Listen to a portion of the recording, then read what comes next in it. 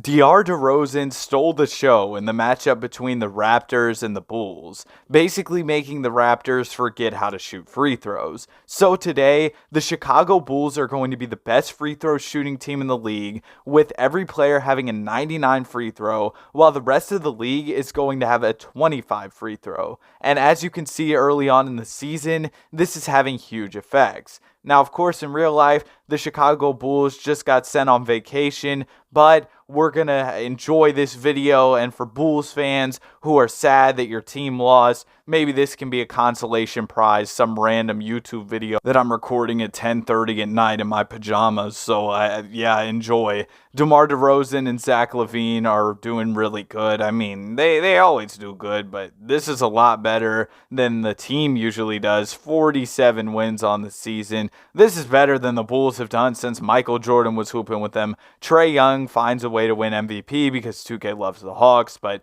these free throw percentages are absolutely abysmal. Ben Simmons' free throw percentage stays the same pretty much. So does Nicholas Claxton's. Those guys just throw up straight bricks from the free throw line.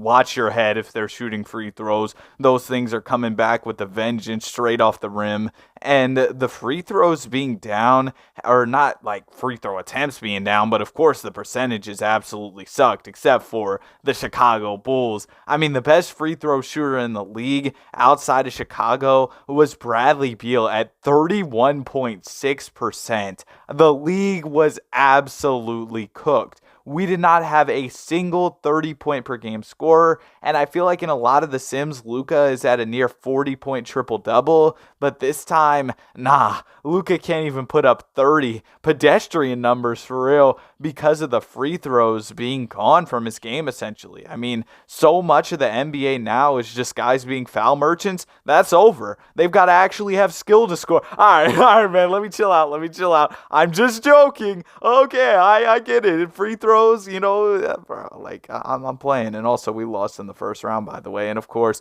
the great Atlanta Hawks make the finals. Y'all really thought the Clippers were getting a ring. Let's go ahead and let's get into this offseason. I'm just going to let the CPU handle things. If I have to step in later, I will do that, because the ultimate goal of this video is to bring a ring to Chicago for the first time since Michael Jordan was in a uniform there. He could have ended off his career with the last shot, but decided to come back and play in Washington. Not the best decision, because, man, that would have been a storybook ending had he just ended his career by hitting that shot. DeMar DeRozan and Zach LaVine had really good seasons this year, as we ended up winning 52 games, which is really good. And Bryant Bellamy explodes onto the scene. 22.1 points per game is crazy, Bryant. I didn't know you had it in you. Only an 80 overall, but he was out there hooping. Jordan Poole, the baddies were courtside, 6th man of the year. And Steve Kerr, he's the coach of the year. So even without the free throws, the Golden State Warriors are doing their thing.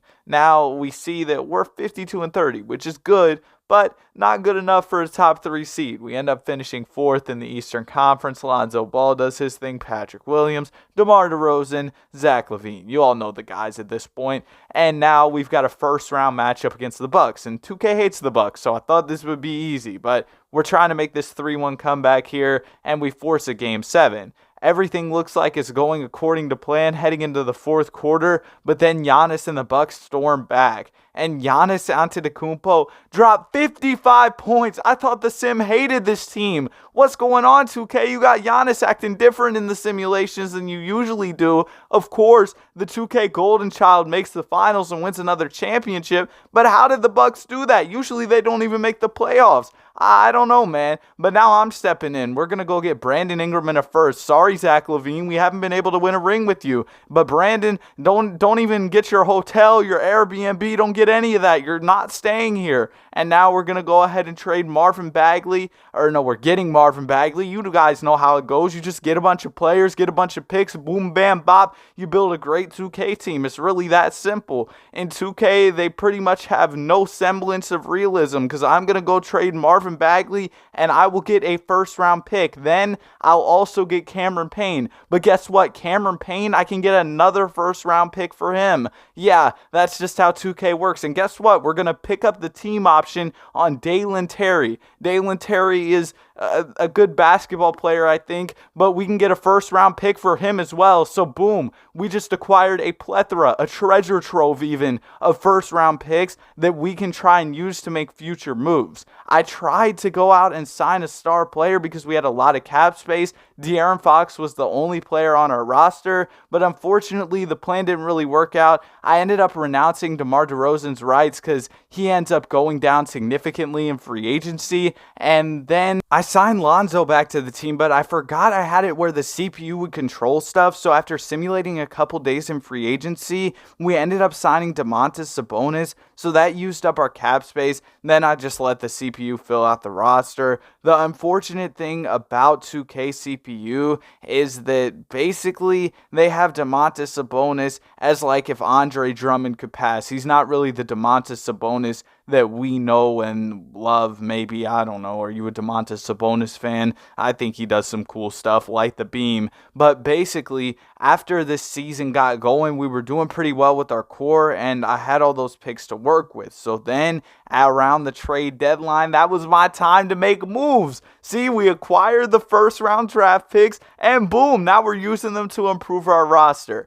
We were able to add a significant amount of depth around the trade deadline, and now we're looking even better. Now, the only thing I didn't really think about was like the positions, so I did go out and get a starting shooting guard because I don't think we have one of those, and Quentin Grimes can be a good shooting guard for us, 80 overall, and we get a first round pick, but I'm not really planning to use that. I'm pretty happy with how our roster looks as of right now. We've got De'Aaron, we've got Lonzo, so I guess Lonzo's starting at the 2 for us, and yeah, the minutes aren't really well spread out over the positions, but it doesn't matter. And James Harden only averaging like 15 points per game is kind of crazy. He's back to the 6-man days, and we go 73-9. Around the deadline, we had 8 losses, so we only lost one more game after making all of those moves. And I knew going into the playoffs, it was pretty much wraps. I mean, the Nuggets kind of gave us a run for our money, a 6-game series, but that was as good as it got. We go ahead and win a championship. De'Aaron Fox is your finals MVP. I hope you guys enjoyed the video. Have a great day. Be sure to like and subscribe.